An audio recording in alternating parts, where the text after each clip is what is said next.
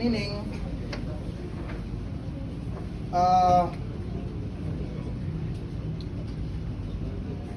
mag-start siya o compare sa sa second element, and then yan ay compare sa left. If lower gali ang value sa second element, yan i-swap. And then, next na ka sa sunod yung element, ato ikuha na, try na to run kung sakto ba ang wala ba ako nag-review sa insertion. So mag-start na sa, instead, di ba sa bubble sort, nag-start na ta sa 0. Sa insertion, nag-start na sa second index. So I equals y. Ang idea is, ato i-assume nga sorted na ni ang first index. Ano siya idea sa insertion. So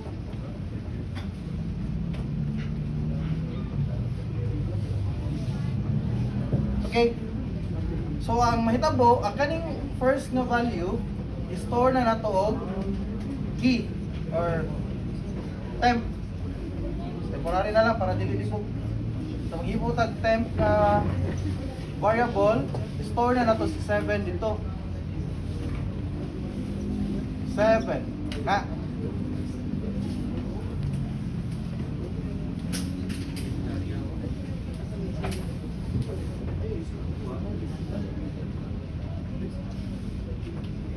Okay. Sige. Hindi mo tag box there ha, para dili ta libog. Pem equals box.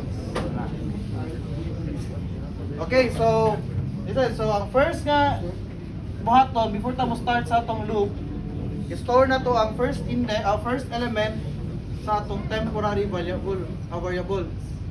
So temp butan to sa 7. So nag-start man ta sa mag-start ta sa loop diri ta sa second.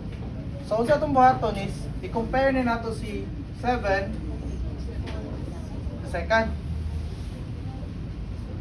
If lower gali ang value ni temp kaysa ni element, current nga sa ni location, iyan na i-shift ang items pa right. Okay, nasabtan? Yan na i-shift